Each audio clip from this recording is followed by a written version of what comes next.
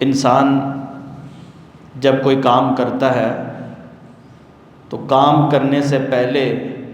اسے یہ فکر ہوتی ہے کہ کیا میں اپنے اس کام میں کامیاب ہو سکوں گا یا نہیں، اور میں کیسے کامیابی حاصل کر سکتا ہوں، اس بات کی انسان فکر کرتا ہے۔ اور ہر عقل مند ذی شعور انسان فضول کام نہیں کرتا، اس لیے کام سے پہلے فکر مند ہو جانا یہ انسان کی فطرت میں ہے۔ لیکن اس کے لیے ان راستوں کا انتخاب کرنا، ان توہمات کا شکار ہو جانا جن کی شریعت میں کوئی گنجائش نہیں ہے اور شریعت جن کی اجازت نہیں دیتی، بندہ مومن ایسی چیزوں سے دور رہتا ہے۔ ہر انسان کو فکر ہوتی ہے کہ میں اگر سفر کرنے لگا ہوں تو میرا سفر کامیاب کیسے ہوگا، میں تجارت کرنے لگا ہوں تو اپنی تجارت میں کامیاب کیسے ہوں گا، میں اگر کہیں رشتہ ناتا جوڑنے لگا ہوں تو اس میں مجھے کامیابی کیسے ملے گی، ہر انسان کو فکر ہوتی ہے۔ لیکن شریعت کے راستے کو چھوڑ کر اپنی طرف سے بنائے ہوئے توہمات کا شکار ہونا یہ بندہ مومن کے لیے جائز نہیں ہے۔ اسلام جو رہنمائی کرتا ہے وہ اپنی جگہ ہے، لیکن دیگر لوگوں نے، اسلام سے منحرف لوگوں نے کامیابی کے حصول کے لیے اپنا عقیدہ، اپنا بھروسہ، اپنا اعتماد جن چیزوں پہ قائم رکھا ہے، پہلے بھی رکھتے آئے ہیں اور اب بھی رکھ رہے ہیں۔ اسلام اس کو کس نظر سے دیکھتا ہے، آج انشاءاللہ اس حوالے سے ہم بات کریں گے۔ دور جاہلیت کے لوگ اگر کہیں سفر کرنے لگے تو گھر سے نکلنے سے پہلے پرندہ اڑاتے تھے کہ اگر یہ پرندہ دائیں جانب چلا گیا تو یہ سفر میرے لیے فائدے کا سفر ہوگا، اور پرندہ اگر اڑ کر بائیں جانب چلا گیا تو وہ اسے منحوس سمجھتے تھے اور سفر سے رک جاتے تھے۔ کوئی تیروں کے ذریعے سے فال نکالتا تھا، ایک پہ لکھا ہوتا تھا نعم، دوسرے پہ لکھا ہوتا تھا لا۔ فال نکالنے کے بعد اگر وہ تیر نکل آتا جس پہ لکھا ہے کہ یہ کام کر لیں، نعم جی، تو وہ کام کر لیتے، اور اگر کسی پہ لا لکھا ہوتا کہ نہیں کرنا تو اس کام سے رک جاتے۔ اسی طرح کئی شخصیات کو بھی وہ منحوس سمجھا کرتے تھے، اور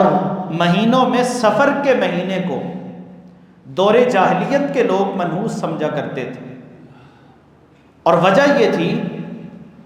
کہ اس سے پہلے چونکہ حرمت والے مہینے تھے، ذوالقعدہ بھی، ذوالحجہ بھی اور محرم بھی، 3 حرمت والے مہینے گزرنے کے بعد جیسے ہی حرمت کے مہینوں کا اختتام ہوتا، سفر کے مہینے کا آغاز ہوتا، تو یہ لوگ قتل و غارت کے لیے، لڑائی جھگڑے کے لیے نکل جاتے اور گھر خالی ہو جایا کرتے تھے۔ جب گھر خالی ہو جاتے تو اس کو سفر سے تعبیر کیا گیا، اور اس کو اس لیے منحوس سمجھا گیا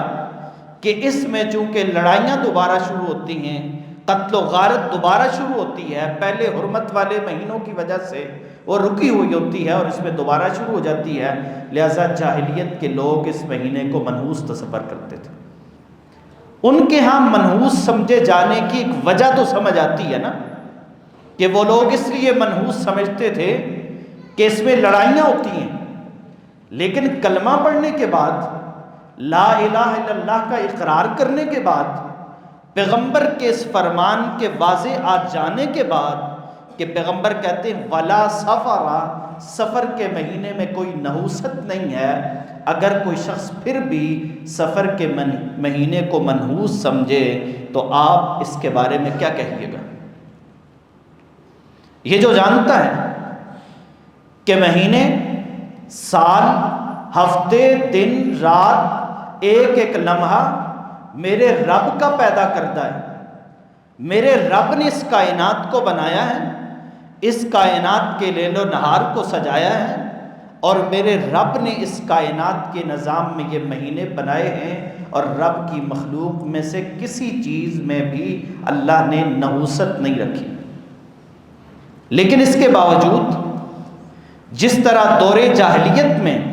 سفر کے مہینے کو منحوس سمجھا جاتا تھا، آج بھی بہت سارے لوگ کلمہ پڑھنے کے باوجود اس جہالت میں ڈوبے ہوئے ہیں کہ وہ اس مہینے کے آغاز سے پہلے ہی اپنے سفر سے واپس آ جاتے ہیں، یا اگر سفر کرنے کا ارادہ ہو تو اس مہینے میں نہیں کرتے، شادی بیاہ کا ارادہ ہو تو اس مہینے میں نہیں کرتے، کاروبار تجارت کا آغاز کرنا چاہتے ہوں تو اس مہینے میں نہیں کرتے. اور صرف یہ مہینے کے ساتھ ہی خاص نہیں ہے، اور بھی بہت سارے اس طرح کمزور عقیدے بنا رکھے. کوئی سمجھتا ہے کہ اگر گھر سے نکلا ہوں، راستے میں بلی راستہ کالی بلی راستہ کاٹ کے گزر گئی ہے تو واپس گھر چلا جاتا ہے کہ نہیں یہ کام میرے لیے اچھا نہیں ہوگا. صبح صبح دکان پہ جاتا ہے، کاروبار کے لیے جاتا ہے، ادھار مانگنے کے لیے یا سوالی آ جائے تو یہ کہتا ہے کہ آج میرے کاروبار میں کوئی برکت نہیں ہوگی، کوئی خیر نہیں ہوگی، کیونکہ صبح صبح مانگنے والا آ گیا یا صبح صبح ادھار لینے والا آ گیا. اور کوئی سمجھتا ہے کہ اس تکلیف سے، اس مصیبت سے میری جان چھڑانے کے لیے میرے لیے کوئی سمجھتا ہے جوتی کافی ہے، نئی گاڑی لیتا ہے، لاکھوں خرچ کرتا ہے، اللہ کی نعمت حاصل کرنے کے باوجود ایک چھوٹی سی جوتی لے کے اس کے ساتھ لٹکا دیتا ہے کہ یہ جوتی مجھے نظر بد سے بچائے گی. کوئی گھر بناتا ہے، اللہ رب العالمین نے اسے نواز رکھا ہے، اور یہ اس کی چھت کے اوپر ٹوٹی ہوئی ہنڈیاں لٹکا دیتا ہے یا وہاں پہ بھی جوتی لٹکا دیتا ہے کہ یہ اس کو نظر بد سے بچائے گی. یاد رکھیے کہ اسلام جو عقیدہ دیتا ہے، اسلام جو رہنمائی کرتا ہے، وہ عقیدہ اتنا پختہ ہے کہ یہ جو چھوٹی چھوٹی چیزیں ان سے کے ساتھ منسلک ہونا تو دور کی بات ہے، انسان کی جان جا سکتی ہے لیکن وہ اپنے ایمان اور عقیدے کا سودا نہیں کر سکتا. ایک گاڑی نہیں، انسان کتنا قیمتی ہے. اور کسی کہنے والے نے یہ الفاظ بھی لکھے کہ اگر گاڑی نظر بد سے بچانے کے لیے اس کے ساتھ جوتا لٹکانا ضروری ہے تو گاڑی کا جو مالک ہے وہ تو گاڑی سے کہیں زیادہ قیمتی ہے، اس کے گلے میں پھر جوتوں کا ہار ڈال دیا جائے. تو انسان اپنی فطرت پہ اگر غور کر لے تو اس کی فطرت بھی اسے یہی سکھاتی ہے کہ اللہ کے سوا کوئی نفع و نقصان کا مالک نہیں ہے. اور اللہ رب العالمین نے اس عقیدے کا کہ اس بات پہ یقین کر لیں کہ اللہ کے علاوہ ساری کائنات مل کر بھی آپ کو کوئی نفع پہنچانا چاہے، ایک ذرہ برابر کوئی فائدہ پہنچانا چاہے تو نہیں پہنچا سکتی، اور ساری کائنات مل کر ایک ذرے کے برابر نقصان پہنچانا چاہے تو نہیں پہنچا سکتی. مسلمان کو قرآن مجید میں بار بار یہ عقیدہ سکھایا گیا. کہیں اللہ رب العالمین اس انداز سے تذکرہ کیا کہ ما اصاب من مصیبت، کہ انسان کو جو بھی تکلیف پہنچتی ہے، جو بھی مصیبت آتی ہے، فی الارض ولا فی انفسکم، چاہے وہ زمین میں پہنچنے والی مصیبت تکلیف ہے یا انسان کے وجود کو پہنچنے والی تکلیف ہے، الا فی کتاب من قبل ان نبرأها، اس تکلیف کے آنے سے پہلے اللہ رب العالمین نے اسے لوح محفوظ میں نامہ اعمال اس انسان کی تقدیر میں لکھا ہوا ہے. انسان کو پیدا کرنے سے، بلکہ اس کائنات کو پیدا کرنے سے پہلے اللہ رب العالمین نے اس انسان کی تقدیر لکھی.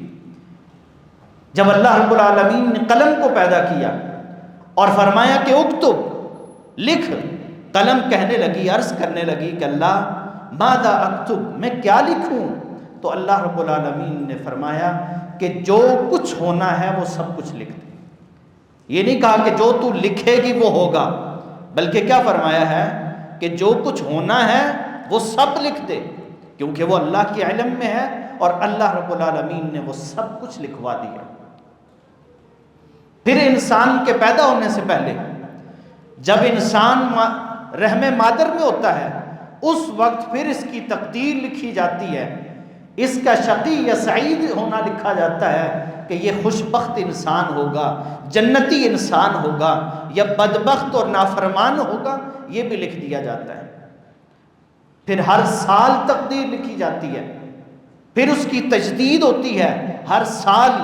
لیلۃ القدر میں اللہ کی طرف سے وہ فیصلے نازل ہو رہے ہوتے ہیں کہ اس سال میں اس انسان کے ساتھ یہ معاملہ ہونا ہے۔ تو یہ جو معاملات اللہ کی طرف سے لکھے ہوئے ہیں، اگر انسان تکلیفوں سے، آزمائشوں سے، مصیبتوں سے بچنا چاہتا ہے تو اللہ کا قرب اختیار کرنا پڑے گا۔ انسان جب اللہ کے راستے میں خرچ کرتا ہے پھر بھی تکلیفیں ٹلتی ہیں، جب اللہ سے دعا مانگتا ہے پھر بھی اس کی تکلیفیں اس سے دور ہو جاتی ہیں، جب یہ دوسروں کی تکلیفیں دور کرتا ہے تو پھر بھی اس کی تکلیفیں دور ہوتی رہتی ہیں۔ اس انداز سے اللہ تعالیٰ اسے بچاتے رہتے ہیں۔ باقی کسی کے جوتا لٹکانے سے، کسی کے ہنڈیا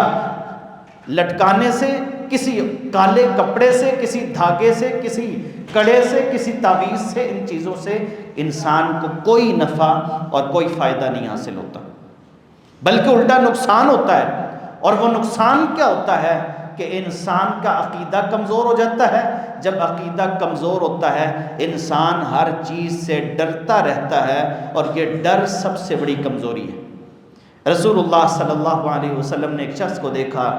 کہ اس نے اپنے بازو پہ دھاگا باندھ رکھا ہے۔ آپ نے پوچھا یہ کیا ہے؟ کہنے لگا اللہ کے رسول یہ وہن، کمزوری ہے مجھے، اس کمزوری کی وجہ سے میں نے یہ باندھ رکھا ہے۔ آپ صلی اللہ علیہ وسلم نے اسے کھولا اور فرمایا کہ ما یزیدک الا وہنا، یہ تیری کمزوری میں اضافہ ہی کرے گا، تجھے کوئی فائدہ نہیں دے سکتا۔ تو جو تکلیف میرے خالق اور مالک نے مجھے پیدا کرنے سے پہلے میرے نصیب میں، میرے حصے میں لکھی ہوئی ہے کہ آج بیماری کی صورت میں تکلیف آئے گی، اب اپنوں کے بچھڑ جانے کی صورت میں تکلیف آئے گی، کبھی ماں باپ رخصت ہوں گے دنیا سے، کبھی اولاد رخصت ہوگی، کبھی بہن بھائی اور رشتہ دار اور دوست احباب اور بہت قریبی لوگ رخصت ہو جائیں گے، اور انسان ان کے دکھ میں، تکلیف میں مبتلا ہو کر رہے گا۔ تو یہ اللہ رب العالمین کی طرف سے طے شدہ ہے اور اس نے ہو کر ہی رہنا ہے۔ اور پھر اس میں انسان کے اپنے اعمال کا کردار ہوتا ہے۔ ایک تو اللہ کی تقدیر سے کوئی چیز باہر نہیں ہے، اللہ نے ہر چیز میرے اور آپ کے مقدر میں لکھی ہوئی ہے، وہ ہو کر رہنی ہے۔ اور دوسری چیز کہ انسان کو جب کوئی تکلیف پہنچتی ہے وَمَا أَصَابَكُم مِّن مُّصِيبَةٍ فَبِمَا كَسَبَتْ أَيْدِيكُمْ وَيَعْفُو عَن كَثِيرٍ۔ اللہ رب العالمین فرماتے ہیں کہ جو تمہیں تکلیف پہنچتی ہے، مصیبت آتی ہے، یہ اللہ رب العالمین کی تقدیر تو ایک طرف ہے نا، اس کے ساتھ ساتھ انسان کو فرمایا بِمَا كَسَبَتْ أَيْدِيكُمْ، یہ تمہارے اپنے ہاتھوں کی کمائی ہے، یہ تمہارے اپنے ہاتھوں کا کمایا ہوا جرم ہے، جس کی پاداش میں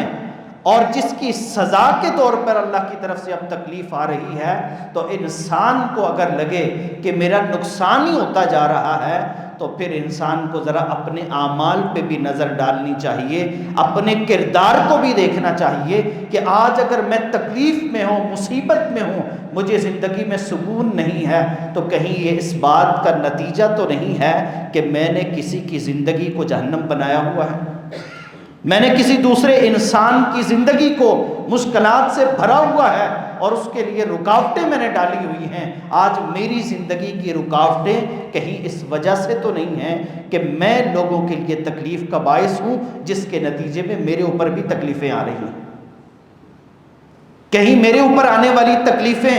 اس بات کا نتیجہ تو نہیں ہیں کہ مجھے اللہ رب العالمین اپنی فرما برداری کا، اطاعت کا اور اپنے حکموں کو ماننے کا حکم دیں، اور میں اللہ کی نافرمانی کر کے اللہ کی بغاوت کر رہا ہوں، اس وجہ سے تو کہیں میرے اوپر تکلیفیں نہیں آ رہی۔ یہ قدم قدم پہ جو میرے اوپر تکلیفیں ہیں، کبھی بیماری کی صورت میں، کبھی مالی نقصان، کبھی جانی نقصان، کبھی کسی طرح کی تکلیفیں، کبھی کسی طرح کی تکلیفیں، تو یہ کہیں میرے اعمال اور میرے ہاتھوں کی کمائی تو نہیں ہے۔ امام ابن قیم رحمہ اللہ فرماتے ہیں کہ جب انسان پہ تکلیف آئے تو اسے اپنے بارے میں بدگمان ہو جانا چاہیے۔ کیا مطلب؟ کہ جب تکلیف آئے، دیکھیں تکلیفیں آتی ہیں یا تو اللہ کی طرف سے امتحان ہوتا ہے کہ اللہ کے نیک بندے جب اللہ تعالیٰ انہیں کسی نعمت سے نوازنا چاہتے ہیں، کوئی مقام عطا فرمانا چاہتے ہیں، تو اس کے اوپر تکلیفیں بھیجتے ہیں، وہ برداشت کرتا ہے، وہ صبر کرتا ہے، اللہ تعالیٰ اس کے درجات کو بلند کر دیتے ہیں۔ یا دوسرا سبب یہ ہوتا ہے کہ انسان نے کوئی گناہ کیا ہوتا ہے اور اللہ تعالیٰ اس کو دنیا میں ہی سزا دے دیتے ہیں، اور یہ دنیا میں سزا کا مل جانا بھی یہ بھی اللہ کی طرف سے ایک رحمت ہی ہوتی ہے، ورنہ اگر دنیا میں انسان گناہ کرتا رہے اور اسے ڈھیل ملتی رہے تو انسان سرکشی میں اور بغاوت میں انتہا کو پہنچ جاتا ہے، اور پھر دنیا بھی برباد ہوتی ہے اور آخرت بھی۔ تو فرماتے کہ اپنے بارے میں بدگمان ہو جائیں کہ جب اپنے اوپر تکلیف آئے تو اسے یہ نہ سمجھیں کہ یہ اللہ کی طرف سے کوئی امتحان ہوگا، اللہ نے میرے اوپر کوئی آزمائش مسلط کی ہے تاکہ مجھے اللہ نوازے، کیونکہ امتحان نیک لوگوں کا ہوتا ہے، بلکہ اس کو اپنے لیے سزا سمجھیں کہ اللہ نے میرے کسی گناہ کی وجہ سے، میری کسی نافرمانی کی وجہ سے میرے اوپر یہ تکلیف مسلط کی ہے، تو تاکہ انسان اللہ سے توبہ کرے، استغفار کرے اور اس گناہ سے باز رہے اور دور رہے۔ اور یہی تکلیف جب آپ اس میں دوسرے کو مبتلا دیکھیں تو اس کے بارے میں اچھا گمان رکھیں کہ ہو سکتا ہے اللہ تعالیٰ نے اس کا امتحان لیا ہو، لیکن ہمارا معاملہ اس کے برعکس ہوتا ہے۔ ہم کیا کرتے ہیں؟ اپنے اوپر تکلیف آئے تو ہم کہتے ہیں جی بس اللہ کی طرف سے امتحان ہے، گویا کہ ہم بڑے نیک ہیں، بڑے متقی ہیں، بڑے فرما بردار ہیں، اللہ نے ہمارا امتحان لیا ہے اور ہمیں اللہ نوازے گا۔ اور تکلیف جب دوسرے پہ آتی ہے، دوسرے کو مبتلا تکلیف دیکھتے ہیں تو پھر ہم کہتے ہیں دیکھیں نا، اس کو میں نے سمجھایا تھا کہ باز آ جائے، باز نہیں آیا، آج اللہ نے پکڑ لیا۔ ہمارا معاملہ الٹ چلتا ہے۔ تو تکلیف میں جب اپنے آپ کو مبتلا دیکھیں تو یہی سمجھیں کہ یہ اللہ کی طرف سے سزا ہے تاکہ اللہ سے معافی مانگے، توبہ کریں، استغفار کریں۔ اور تکلیف میں جب کوئی دوسرا مبتلا ہو تو اس کے بارے میں اچھا گمان رکھیں کہ ہو سکتا ہے اللہ نے اس کا امتحان لیا ہو، اللہ تعالیٰ نے اسے کسی بڑی نعمت سے نوازنا ہو، امتحان لے لیا۔ تو انسان کو جو تکلیف پہنچتی ہے اس کا دوسرا بڑا سبب یہ ہوتا ہے کہ انسان کے اپنے کیے ہوئے اعمال کا نتیجہ ہوتا ہے۔ اور اللہ رب العالمین فرماتے ہیں من عمل صالحا فلنفسہ، کہ جو انسان اچھا عمل کرتا ہے وہ اس کے اپنے آپ کو ہی فائدہ ہوتا ہے۔ آپ نماز پڑھیں گے، کس کو فائدہ ہوگا؟ اللہ رب العالمین کے خزانوں میں کوئی اضافہ نہیں ہوتا۔ اور اگر نماز نہیں پڑھیں گے تو اللہ کے خزانوں میں کوئی کمی نہیں آتی۔ رسول اللہ صلی اللہ علیہ وسلم نے فرمایا کہ اگر سارے کے سارے انسان متقی ترین انسان کی طرح ہو جائیں تو اللہ کے خزانوں میں ایک ذرے کے برابر اضافہ نہیں کر سکتے۔ ساری دنیا کے انسان، متقی ترین انسان جس پہ آپ ہاتھ رکھیں اور کہیں کہ یہ سب سے اچھا انسان ہے، اس سب سے اچھے انسان جیسے ہو جائیں، میرے اور آپ کے پیغمبر کہتے ہیں کہ اللہ کے خزانے میں اس سے ایک ذرے کے برابر کوئی اضافہ نہیں ہوتا۔ اور اگر سارے انسان فاسق ترین انسان کی طرح، برے ترین انسان کی طرح ہو جائیں تو اللہ کے خزانے میں ایک ذرے کے برابر کمی نہیں کر سکتے۔ تو اللہ رب العالمین کے خزانے بھرے ہوئے ہیں، میری اور آپ کی عبادتوں سے ان میں اضافہ نہیں ہوتا اور ہماری نافرمانیوں سے ان میں کمی نہیں ہوتی، لیکن اللہ رب العالمین نے انسان کو بتایا ہے من عمل صالحا فلنفسہ ومن اساء فعلیہا، کہ جو نیکی کرے گا تو نیکی کا فائدہ بھی اسی کو ملے گا، اور جو گناہ کرے گا تو اس کی سزا بھی خود برداشت کرے گا، خود بھگتنی پڑے گی۔ وما ربک بظلام للعبید، اور اللہ رب العالمین اپنے بندوں پر ذرا برابر بھی ظلم کرنے والا نہیں ہے۔ کسی نے نیکی کی ہوگی تو پورا اسے بدلہ ملے گا، 10 گنا اور اس سے بھی زیادہ گنا بڑھا کر اسے اجر و ثواب ملے گا، اور جس نے گناہ کیا ہوگا سزا صرف ایک گناہ کی ہی ہوگی، کسی دوسرے کے جرم اور گناہ کی سزا اس کے ذمے نہیں ہوگی اگر اس کا کوئی کردار اس میں نہیں ہے۔ اور پھر یہ جو زمین میں فساد ہم دیکھتے ہیں نا، اللہ رب العالمین اس فساد کی وجہ کہ کبھی بارشیں نہیں ہو رہی، کبھی بارشیں ہوتی ہیں تو سیلاب شروع ہو جاتے ہیں، کبھی قتل و غارت ہوتی ہے، بدامنی ہے اور جنگیں ہیں، لڑائیاں ہیں، انسان کا نہ مال محفوظ ہے، نہ اس کی جان محفوظ ہے، نہ اس کی عزت اور آبرو محفوظ ہے، نہ اس کا دین محفوظ ہے، فتنے ہی فتنے ہیں اور انسان ان کا دن رات شکار ہو رہے ہیں۔ اللہ رب العالمین ان فتنوں کے حوالے سے بھی فرماتے ہیں ظہر الفساد فی البر والبحر بما کسبت ایدی الناس، کہ یہ جو زمین میں اور سمندروں میں، خشکی اور تری میں یہ جو فساد پھیلا ہوا ہے، شاید اس سے پہلے اس بات کو سمجھنا ہمارے لیے مشکل تھا کہ زمین میں فساد تو نظر آتا ہے، جنگیں ہوتی ہیں، یہ جو اللہ نے کہا ہے والبحر، سمندروں میں جو فساد پھیلا ہوا ہے تو اس سے کیا مراد ہے؟ لیکن اب یہ سمندروں کا فساد بھی کیا خیال ہے زیادہ محسوس ہوتا ہے میرے خیال سے۔ شاید پاکستانیوں کو تو سمندر کا فساد زیادہ دوچار کیے ہوئے ہے کہ دن رات مہنگائی بڑھتی چلی جاتی ہے اور ہم کہتے ہیں جی پیٹرول مہنگا ہو گیا، فلاں ہو گیا، اور پھر نتیجہ یہ نکلتا ہے جی وہ ابنائے ہرمز میں یہ مسئلہ ہو گیا، یہ مسئلہ ہو گیا، اس وجہ سے ہمارے ساتھ یہ ہو رہا ہے۔ تو یہ میرے اور آپ کے اعمال، ہمارے ہاتھوں کی کمائی ہے۔ اللہ تعالیٰ کہتے ہیں بما کسبت ایدی الناس، یہ لوگوں کے کیے ہوئے اعمال کا نتیجہ ہے کہ زمین میں اور سمندروں میں فساد پھیلا ہوا ہے، کہیں پہ بھی امن نہیں ہے۔ تو میری اور آپ کی ذمہ داری یہ ہے کہ ہم نفع و نقصان کا مالک صرف اللہ رب العالمین کو مانیں۔ اللہ کے علاوہ نبی کریم صلی اللہ علیہ وسلم فرماتے ہیں اعلم ان الامت لو اجتمعت على ان ينفعوك لم ينفعوك الا ما كتبه الله لك، اگر ساری کائنات مل کر تجھے کوئی نفع پہنچانا چاہے تو جو رب نے لکھا ہوا ہے اس سے بڑھ کر نہیں پہنچا سکتی۔ وَاعْلَمْ لَوْ أَنَّ الْأُمَّةَ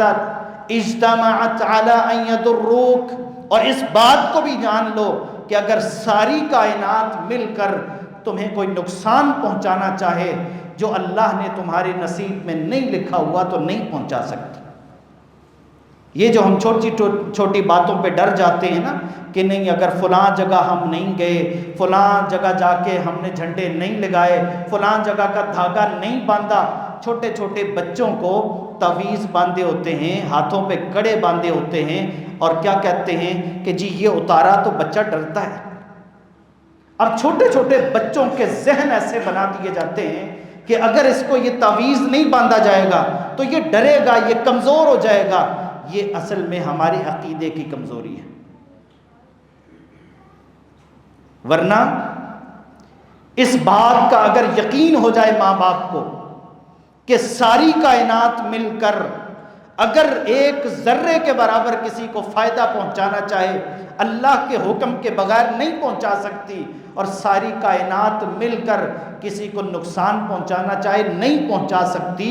تو پھر انسان کا عقیدہ کتنا پختہ ہو، پھر یہ تعویذوں پہ اور دھاگوں پہ اور گڑوں پہ اور اس طرح کی چیزوں پہ انسان کا یقین نہیں ہوتا، بلکہ اللہ رب العالمین پہ یقین ہوتا ہے کہ جس رب نے کائنات کو پیدا کیا ہے اور اس جگہ بھی ہماری حفاظتیں کی ہیں جہاں کسی کو نہیں پکار سکتے تھے، پانی کا حقیر سا قطرہ تھے، اللہ نے اس کی حفاظت کی ہے، پھر خون کا لوتھڑا بنے رب العالمین نے وہاں بھی حفاظت کی ہے، پھر جب ہم بول نہیں سکتے تھے، کھا پی نہیں سکتے تھے، کچھ بھی نہیں تھا، وہاں اللہ نے ایک نالی کی صورت میں خوراک کا بندوبست کر دیا، پھر وہاں سے زمین پہ بھیجا ہے اور اس کائنات کے رنگ دکھائے ہیں، اور انسان کے پاس صرف 2 راستے تھے، انا ہدینا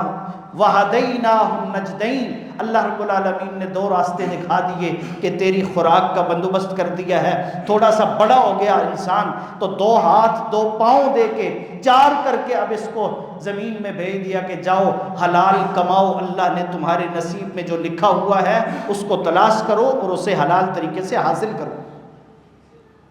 تو وہاں کون حفاظتیں کرتا رہا ہے؟ کس کے نام کی وہاں دھاگے باندھتے تھے اور کس کے نام کے تعویذ باندھ کے وہاں حفاظتیں ہوئی تھی؟ جس رب نے پانی کے قطرے کی صورت میں حفاظت کی ہے، کیا وہ رب اب میری اور آپ کی حفاظت نہیں کر سکتا؟ کہ ہم اس طرف چل پڑیں کہ نہیں دھاگا تکلیف سے بچائے گا، تعویذ تکلیف سے بچائے گا۔ یاد رکھیں جس طرح اگر قرآن کے علاوہ کوئی دوسرا تعویذ اگر کوئی باندھ رہا ہے نا، تو اللہ کے رسول صلی اللہ علیہ وسلم ایسے شخص کے بارے میں فرماتے ہیں من علق تمیمۃ فقد اشرک، جو تمیمے لٹکاتا ہے، تعویذ باندھتا ہے، دھاگے باندھتا ہے، فقد اشرک، وہ اللہ کے ساتھ شرک کر رہا ہے۔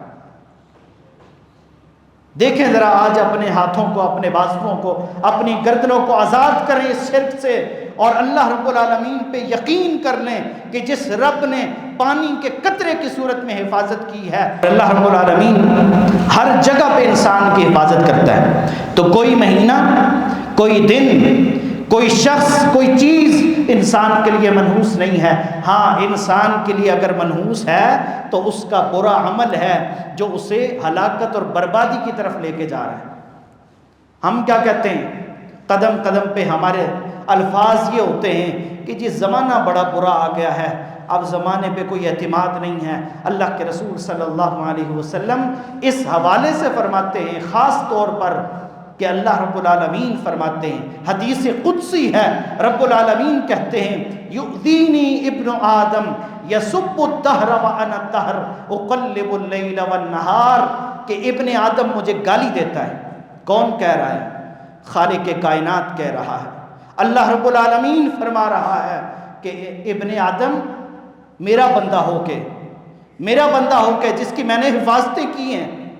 مجھے گالی دیتا ہے، مجھے برا بھلا کہتا ہے۔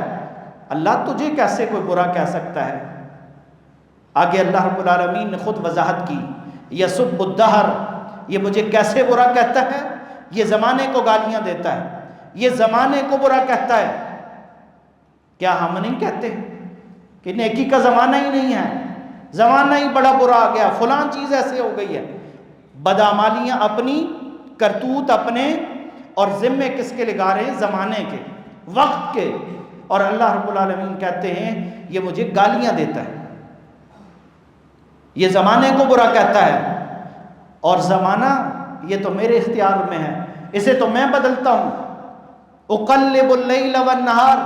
دن سے رات کو لانے والا، رات سے دن کو لانے والا وہ اللہ رب العالمین ہے۔ اگر کوئی انسان کسی زمانے کو برا سمجھتا ہے، کسی مہینے کو منحوس سمجھتا ہے، چاہے وہ صبر کا مہینہ ہے، چاہے کوئی دوسرا مہینہ ہے، تو یاد رکھیں کہ یہ انسان اللہ کو برا کہہ رہا ہے،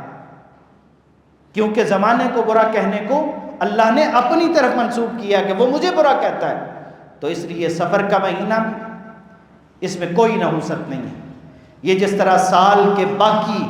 11 مہینے ہیں، یہ صبر کا مہینہ بھی ویسا ہی مہینہ ہے۔ ہاں اگر انسان گناہ کرتا ہے تو چاہے وہ رمضان کا مہینہ ہی کیوں نہ ہو، انسان اگر اس میں گناہ کر رہا ہے تو یہ گناہ اس کے لیے منحوس ہیں، یہ اس کے اعمال اس کے لیے منحوس ہیں اور نقصان کرنے والے ہیں۔